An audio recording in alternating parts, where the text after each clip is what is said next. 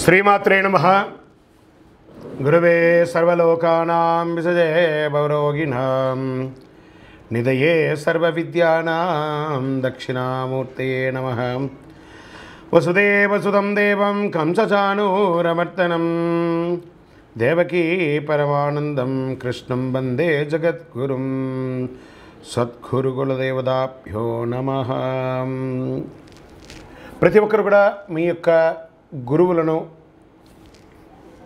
మీకు విద్య నేర్పిన గురు, మీ యొక్క ఉద్యోగంలో గురు, మీకు వ్యాపారంలో గురు, మీ ఇంటి గురువులు, జగద్గురువులందరినీ కూడాను ప్రార్థన చేసుకోండి.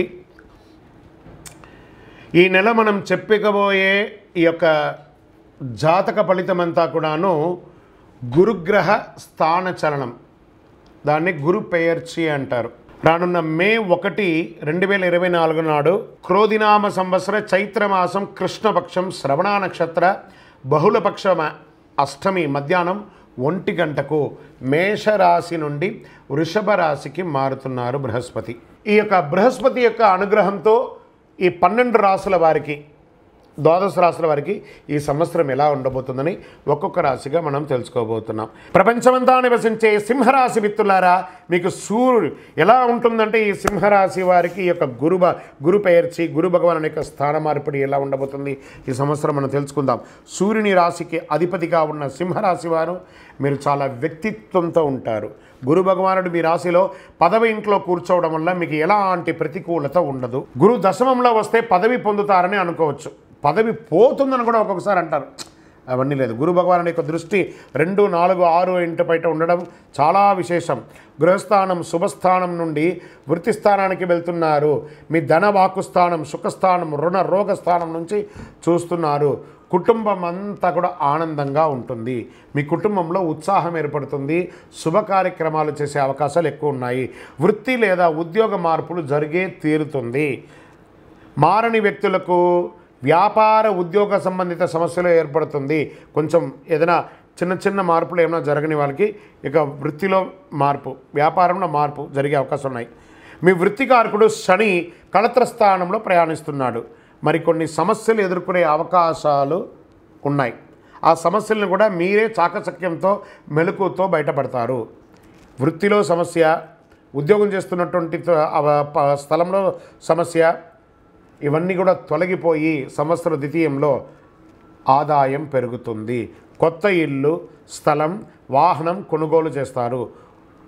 అప్పులు తీరుతాయి. దీర్ఘకాలిక వ్యాధులన్నీ తొలగుతాయి. శత్రువుల సమస్య నుండి బయటపడతారు. ఆలోచనలు నెరవేరే సంకల్ప సిద్ధి సమయం అయింది. సుఖస్థానం, రుగరోగ స్థానం నుండి బయటపడతారు. డబ్బు వస్తూ ఉంటుంది, ఖర్చు కూడా పెరుగుతూ ఉంటుంది. బయట ఇచ్చిన డబ్బులు, ఎక్కడో స్టక్ అయిన డబ్బులు కూడా మీకు వస్తాయి. అత్యవసర సమయాలతో తప్ప రుణం కొత్త వాళ్ళకి ఇవ్వకండి. మీరు షూరిటీ సంతకాలు పెట్టకండి. చిట్ ఫండ్స్, బ్యాంక్ లోన్స్కి వెళ్ళేటప్పుడు చాలా జాగ్రత్త. ఇంటి కన్స్ట్రక్షన్స్ కోసం లేదా వ్యాపార కన్స్ట్రక్షన్స్ కోసం, లీగల్ ప్రొసీడింగ్ కోసం మీరు అప్లికేషన్స్ పెట్టుంటే అవన్నీ కూడా వచ్చే అవకాశాలు బాగా ఉన్నాయి. మీరు పనిచేసే చోట మీ సబార్డినేట్స్ సమస్యలు సృష్టించే అవకాశాలు ఉన్నాయి. జాగ్రత్తగా ఉండండి. ఎవరిని కించపరచకుండా మాట్లాడండి. మీ వైఖరిలో మార్పు తెచ్చుకోండి. ఎలక్ట్రానిక్స్ వాళ్ళకి, ప్రింటింగ్ వాళ్ళకి, ప్రెస్ వాళ్ళకి చాలా అద్భుతంగా ఉందని చెప్పచ్చు. ఐటీ వాళ్ళకి మిశ్రమం. రాజకీయ నాయకులకి మిశ్రమ లాభగండం. లాభం ఉంటుంది, గండం ఉంటుంది. ప్రజాక్షేత్రం వెళ్ళేటప్పుడు ఒళ్ళు, నోరు, శరీరం అంతా కూడా అదుపులో ఉంచుకొని ఉండండి. అప్పుడే మనం గెలుస్తాం. తప్పకుండా మీరు కోరిన కోరికలు నెరవేరుతాయి. గురు భగవానుడు మరియు చక్రతాళ్వార్ ఈ మే 1వ తారీఖున కలిసి ఉండడం వల్ల ఆ రోజు స్వామివారి దేవాలయానికి వెళ్ళండి. మీ వయసు ఎంత ఉందో అన్ని దీపాలు వెలిగించండి. శనగలతో ఒక మాల వేయండి. గురవే సర్వలోకానాం విషజే భవరోగిణాం నిధయే సర్వ విద్యానాం దక్షిణామూర్తి నమః అని చెప్పి దైవ ప్రార్థన చేయండి. ఏ శివాలయంలోకి వెళ్ళినా అక్కడ దక్షిణామూర్తి ఉంటారు. అక్కడపై ప్రార్థన చేయండి. వారి వారి జాతకంలో ఉన్నటువంటి దశాబుద్ధుల గ్రహాల ద్వారానే జాతకం మారుతుంది అని కూడా చెప్పడం జరుగుతుంది. ఓకే, ఈ గురు భగవానుడు అంటే ఎవరు? అసలు ఈయన మనకు ఒక బయోడేటా ఉంటుంది కదా, నేను సో నా పేరు ఇది, నా గోత్రం ఇది, నా ఇల్లు ఇది, నేను ఇంత చదువుకున్నానని. ఈ గురువు ఎవరు? ఆయనకి సొంత ఇల్లు ఏది? ధనుస్సు, మీనరాశి ఆయనకి సొంత ఇల్లు. ఉచ్చరాశి ఎవరు? కర్కాటక రాశి. నీచరాశి ఎవరు? మకర రాశి. ఆయనకి ఇష్టమైనటువంటి దిశ ఏది? ఉత్తర దిశ. అతిదేవత ఎవరు? బ్రహ్మ. ఆ బృహస్పతి గురుని యొక్క రంగు ఏది? పసుపు. ఆయన ప్రయాణం చేసే వాహనం ఏది? ఏనుగు. ఆయనకి ఉపయోగించే ధాన్యాలేంటి? శనగలు. ఆయనకి ఇచ్చే పుష్పాలేంటి? రోజ్బెర్రీ అంటారు. వస్త్రం పసుపు రంగు వస్త్రం వారికి ఇష్టం. వారు ధరించే రత్నం ఏంటి? పుష్యరాగం, కనక పుష్యరాగం. వారికి ఇచ్చే నివేదన ఏంటి? శనగల పొడితో తయారు చేసిన అన్నం చాలా ఇష్టం వారికి. వారికి ఇచ్చే లోహం ఏంటి? బంగారం. ఆయన యొక్క జాతి ఏంటి? మగ జాతి. ఆయన యొక్క అవయవం ఏంటి? కండరం ఆయన యొక్క అవయవం. స్నేహపూర్వకమైనటువంటి గ్రహాలు ఈ బృహస్పతికి ఎవరెవరు ఉన్నారు? సూర్యుడు, చంద్రుడు, అంగారకుడు. శత్రుగ్రహాలు ఎవరు? బుధుడు, శుక్రుడు. ఆయన యొక్క భార్య ఎవరు? తారాదేవి. మరి ఆయన పిల్లలు ఎవరు? భారద్వాజుడు, కుజుడు. ప్రార్థనా స్థలాలు ఏమున్నాయి? దక్షిణామూర్తి స్థలాలు, గురుస్థానాలు, గురు భగవానికి సంబంధించిన అన్ని దేవాలయాలు ఆయనకి ప్రార్థనా స్థలమే. ఆయనకి అర్హత ఏంటి? ఈయనకున్న అర్హత, ఈయనకొక పొజిషన్ ఏంటి అంటే దేవగురువుగా ఆయన ఉన్నారు. ఎంత అద్భుతం చూస్తారా ఈ బృహస్పతి. మళ్ళీ చెప్తాను, గురు చూసిన కోటి లాభం. మేము చెప్పే ఈ యొక్క గురు పెయర్చి, గురు స్థాన మార్పిడి మీ వ్యక్తిగత జీవితానికి ఒక 40% మాత్రమే వర్తిస్తుంది.